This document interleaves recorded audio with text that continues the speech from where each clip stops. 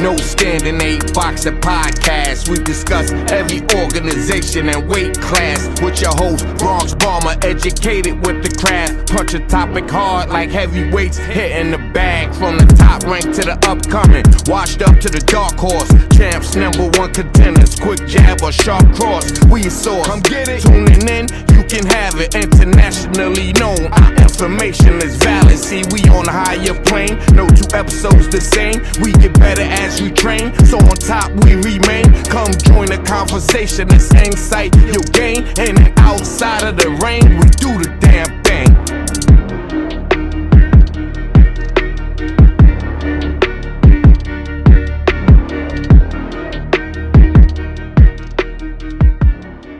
All right, fight fans, welcome to another edition of No Standing 8 Boxing Talk. I am your host, the Bronx Bomber, and as always, bringing you the best in boxing content, interviews, analysis, and anything regarding the sports world. And today, I got a guest with me, a nice young prospect coming out of the Bronx by way of Mexico. He fought this weekend under the Rising Stars Promotions card and had a very impressive outing in only his sixth fight. He's 6-0 with 4 KOs. I'm introduced to you the world, Andy Dominguez. Andy, how are you doing today? How you doing? Everything's good. Everything's good here in New York. Yeah, man. Well, thank you for taking a little time out for, to talk with me a little bit, man. I know you're a busy guy. No, thank you for inviting me. Thank you. Appreciate it. All right. Well, before we get to Saturday night and your impressive win, what seemed to be like a tough little veteran there, tell us a little something about yourself, for the fans that may not know you, your come up, where you're from, your parents, things like that, how you ended up in the Bronx from Mexico, all right, and how you picked up the sport of boxing. Well, so I was born in Mexico, La Ciudad de Mexico, but I was raised in a small town. People it's not even on the map. It's not even on Google Maps. Then I came here to the U.S. at the age of 10. And I started boxing at the age of 13. That's the age I started boxing. And well, now I'm here. I fought in the Golden Gloves 4 times, and I won them 3 times. New York Golden Gloves. It was my mom that came here. I mean, Mexico, is bad. I mean, no money. My mom wanted something better for us.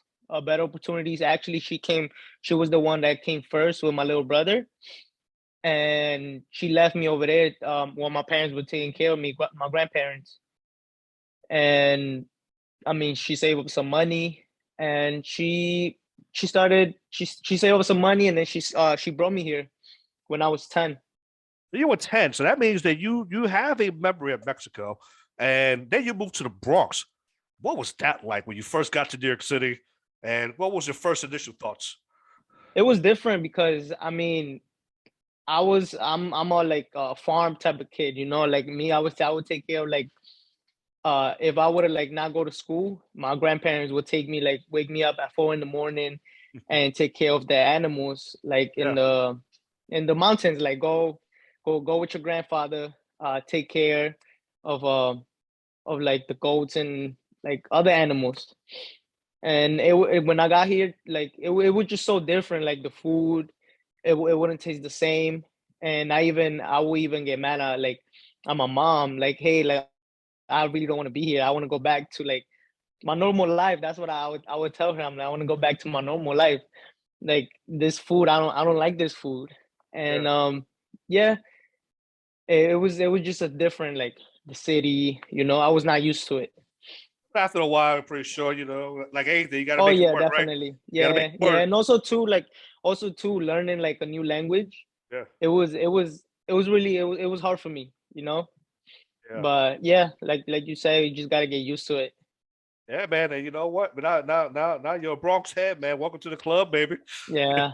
That's right. Yeah, so talk to me about how you got involved with boxing. A lot of folks say they got involved with boxing as a way to defend themselves or learn something, or their daddy's daddy did it.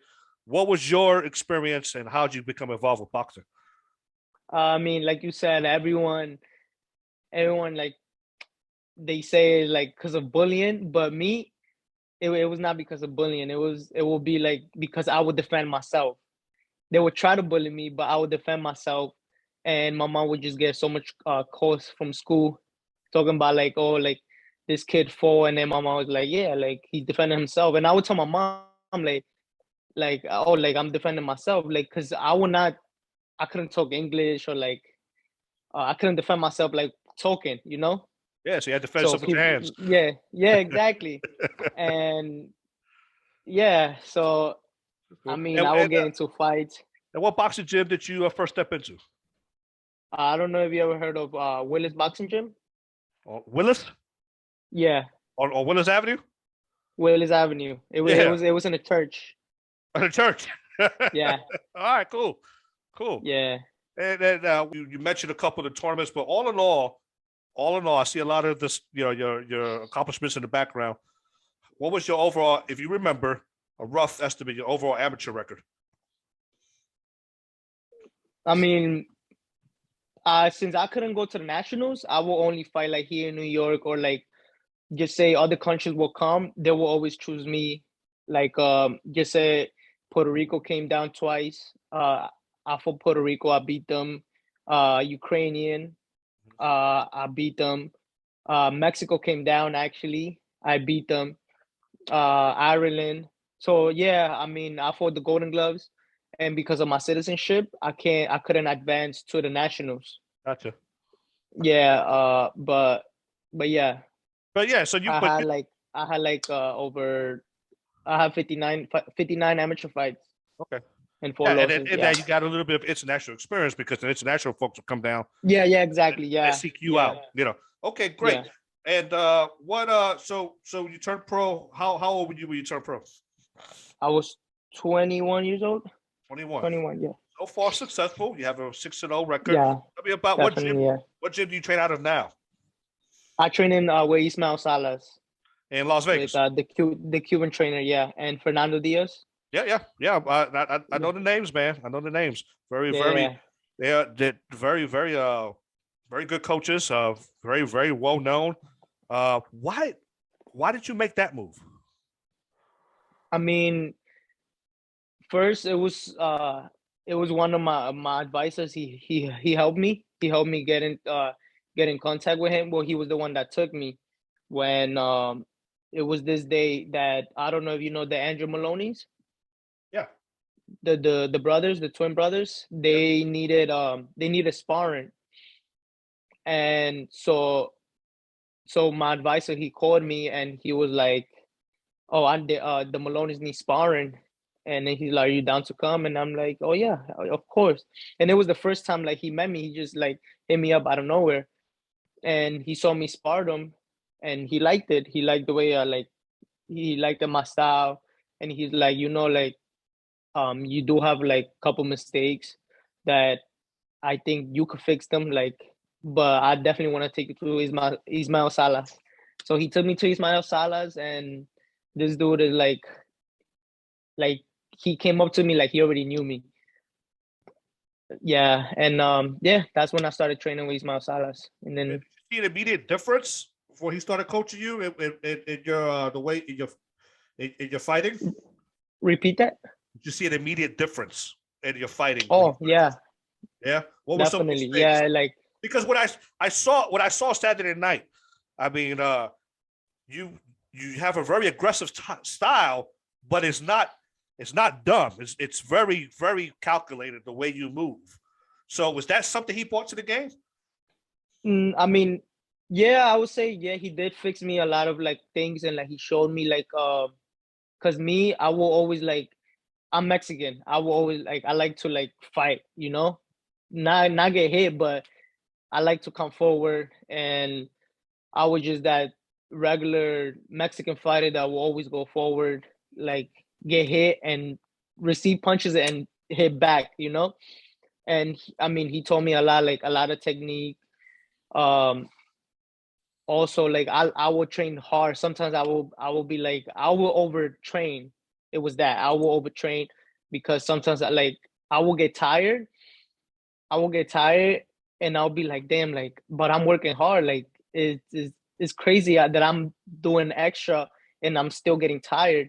And I didn't know till I got to the gym at Ismael Salas. He's like, because I would tell him like, but I'm working hard. Like I've been running running a lot. I run every day. And then he's like, it's not that. Is that you need to also let your body rest. He's like, do not run this whole week. He like, take your time, let your body rest. You're not gonna spar this whole week.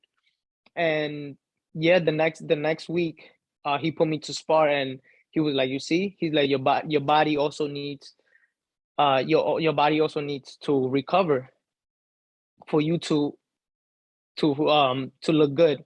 Yeah. And it's true. Like it was things like those. Like you need to learn how to like train smart. Not hard, smart.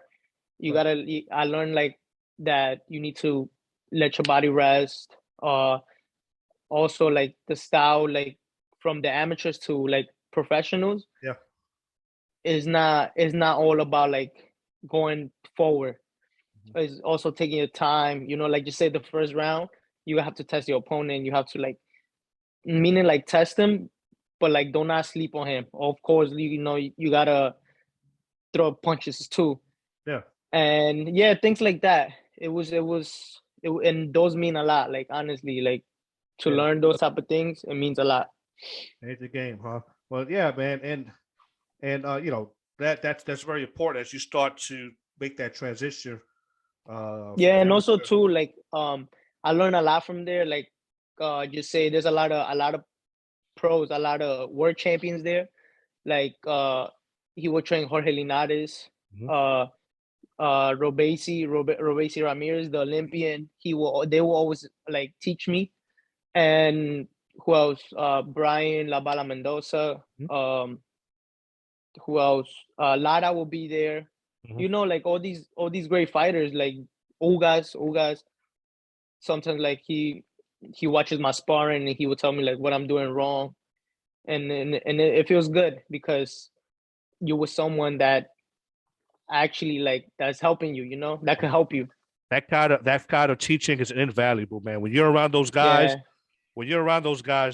Yeah, you elevate, man. Like, exactly. Yeah, yeah, you do, honestly. yeah, you elevate, man. Competition brings the best out of you, man. And those guys have a wealth of experience, man. So, well, that's good, man. So how does this work? Because you're in the Bronx now. Yeah, I assume, right?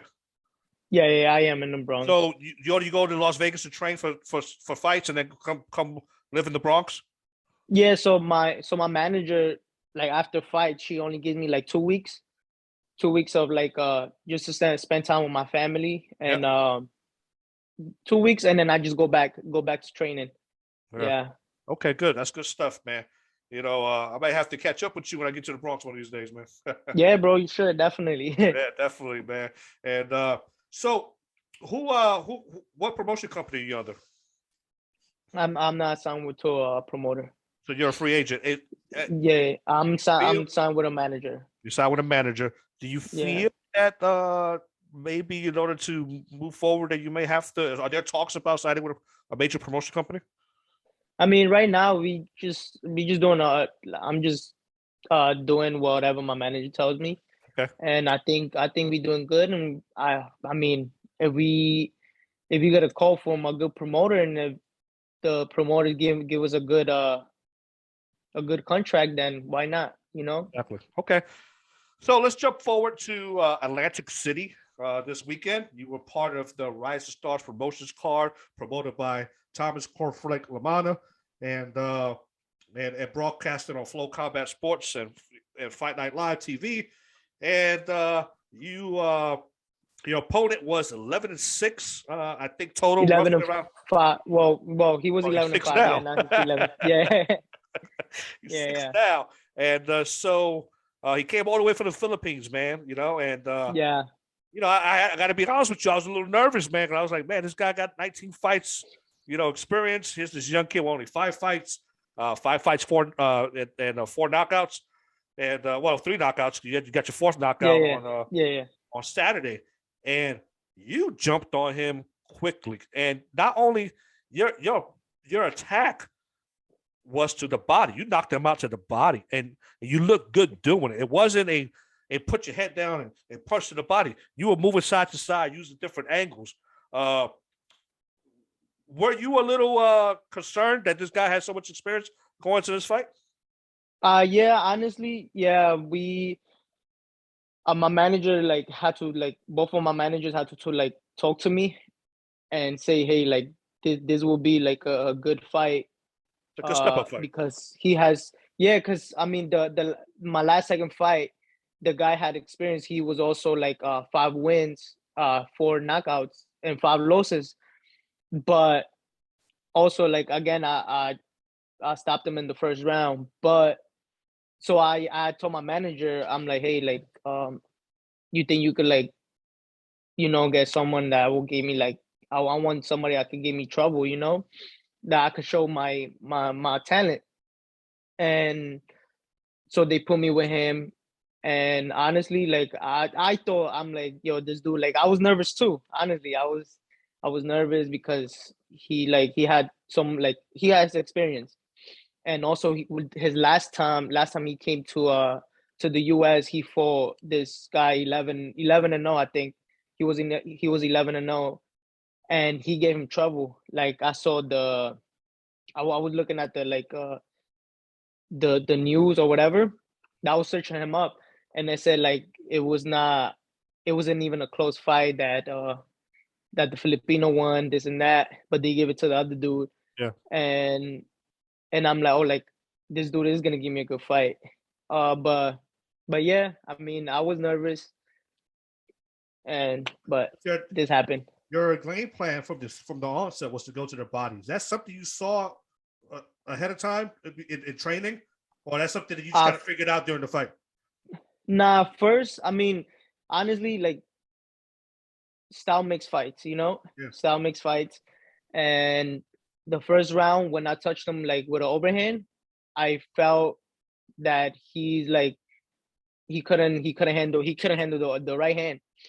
So I started going to the body, and when I took him to the body, I heard him. I heard him, and I heard him say something like like huh? And so that's when I peeped that. Yeah, so that's when I peeped that he didn't like it. He didn't like it to the body. Yeah. So that's when I started going to the body. Nice. So, what is your biggest motivator, man? What motivates you every day to do this boxing thing? Honestly, is my mom.